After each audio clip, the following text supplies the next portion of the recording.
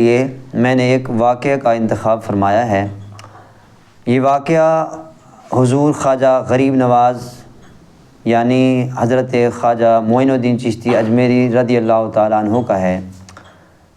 آپ کے بارے میں آتا ہے کہ آپ ایک مرتبہ گھر میں اپنے والدین سے پوچھتے ہیں، عرض کرتے ہیں کہ اے ابا جان، اے والدہ ماجدہ، اگر آپ اجازت دیں تو میں اپنے شیخ کی بارگاہ میں جا کے خدمت کرنا چاہتا ہوں۔ تو والدین نے کہا بیٹا اجازت ہے، آپ جا سکتے ہیں۔ تو حضور خواجہ غریب نواز رضی اللہ تعالیٰ عنہ اپنے شیخ کی بارگاہ میں تشریف لاتے ہیں۔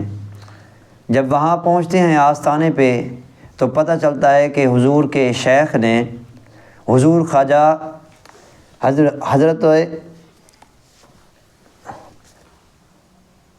خواجہ غریب نواز رضی اللہ تعالیٰ عنہ کے شیخ نے حضرت غوث العظم شیخ عبد القادر جیلانی رضی اللہ تعالیٰ عنہ کی بارگاہ میں آپ کی ملاقات کے لیے، آپ سے فیض لینے کے لیے وہ جا رہے ہیں۔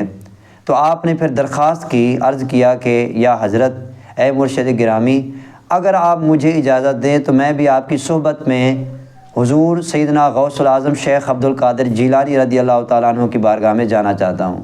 تو آپ کے مرشد نے آپ کو اجازت دے دی۔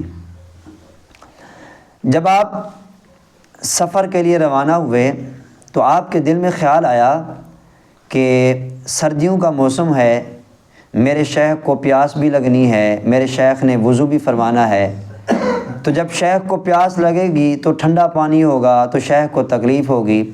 تو آپ نے پھر ایک خوبصورت ایک ادب کا اہتمام کیا کہ آپ نے ایک برتن لیا اور اس برتن میں دودھ بھرا اور سوچا کہ یہ دودھ بھی سفر میں چلتے ہوئے ٹھنڈا ہو جائے گا۔ پریشان ہوئے تو اس کا حل یہ نکالا کہ اپنے سر کے اوپر چولہا رکھا، آگ رکھی اور اس کے اوپر دودھ رکھ دیا، اس خیال سے کہ جب میرے شیخ کو پیاس لگے گی تو میں اپنے شیخ کو وہ گرم دودھ پیش کروں گا تاکہ میرے شیخ کو تکلیف نہ ہو۔ سبحان اللہ۔ یہ ادب کا عالم تھا حضور سیدنا خواجہ غریب نواز رضی اللہ تعالیٰ عنہ کا۔ اس واقعے سے ہمیں ایک خاص بات پتہ چلتی ہے کہ آپ نے اپنے شیخ کا ادب کس درجے تک کرنا ہے۔ اس لیے وہ کہتے ہیں نا صوفیہ کہ اپنے شیخ کی بارگاہ میں کم از کم اتنا ضرور کریں کہ اپنی زبان کو بند رکھیں، زبان کو بند رکھیں کہ یہ ادب کا مقام ہے۔ تو وہ فرماتے ہیں کہ میں نے اپنے سر کے اوپر وہ آگ رکھی، دودھ رکھا، جب ہم چلتے رہے میرے شیخ کو پیاس لگتی تو میں اپنے شیخ کو گرم دودھ پیش کرتا، سبحان اللہ، گرم دودھ پیش کرتا۔ تو سفر چلتا رہا حتیٰ کہ وہ لکڑیاں جل گئیں، انگارے بنے، انگارے اتنے سخت حرارت گرم ہو گئے کہ وہ فرماتے ہیں کہ میرا سر جلنا شروع ہو گیا، میرے بال جل گئے، میرا جسم جلنا شروع ہو گیا، حتیٰ کہ وہ اتنا جلا کہ خون آنا شروع ہوا، پھر وہاں سے پیپ، وہ ہلکی ہلکی پھر سمیل آنا شروع ہو گئی، بو آنا شروع ہو گئی۔ تو شیخ پوچھتے ہیں کہ اے معین الدین، یہ کہیں سے مجھے جسم کے جلنے کی سمیل آ رہی ہے، بو آ رہی ہے، کہاں سے آ رہی ہے؟ حالانکہ حق بات تو یہ ہے کہ شیخ جانتے تھے کہ یہ کس درجے کے اور کس پائے کے معین الدین چشتی اجمیری ہیں، اس کے باوجود بھی شیخ بھی خاموش ہیں۔ پہلے یہ نہیں کہا، نہیں پوچھا کہ یہ معین الدین یہ گرم دودھ کہاں سے آ رہا ہے، ہم تو سفر میں جا رہے ہیں، تو سفر میں گرم دودھ کا کہاں اہتمام، نہیں پوچھا۔ جب دیکھا کہ جسم مبارک جل گیا ہے پھر پوچھا کہ معین الدین مجھے کہیں سے جسم کے جلنے کی بو آ رہی ہے، کہاں سے آ رہی ہے؟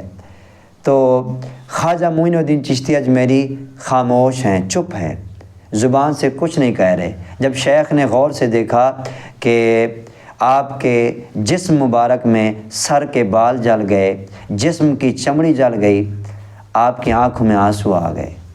آپ نے فرمایا معین الدین یہ کیا کر دیا آپ نے اپنے جسم کے ساتھ؟ حضرت خواجہ معین الدین چشتی اجمیری خاموش ہیں، صرف اتنا ایک جملہ بولا، کہا، عرض کیا اے میرے مرشد، اس خیال سے کہ آپ کو سردی لگ جائے گی میں نے گرم دودھ کا اہتمام کیا، بس، اور میں نے کچھ نہیں کیا، نہ ہی میں کچھ کر سکتا ہوں۔ شیخ نے جب یہ ادب کا مقام دیکھا پاس بلایا، سینے سے لگایا اور خواجہ معین الدین چشتی اجمیری کو فیض یافتہ کر دیا۔ تو سامعین کرام ذہن میں رکھ لیں، کچھ پانے کے لیے کچھ کھونا پڑتا ہے۔ یہ تو عام مقولہ ہے، جب ادب کی بات آئے گی، جب ولایت کی بات آئے گی، جب فیض کی بات آئے گی، تو اس مقولے کو یوں بدل لیں کہ تھوڑا سا پانے کے لیے، یعنی ولایت کی بات ہے نا، ولایت میں تھوڑا پانے کے لیے بہت کچھ کھونا پڑتا ہے۔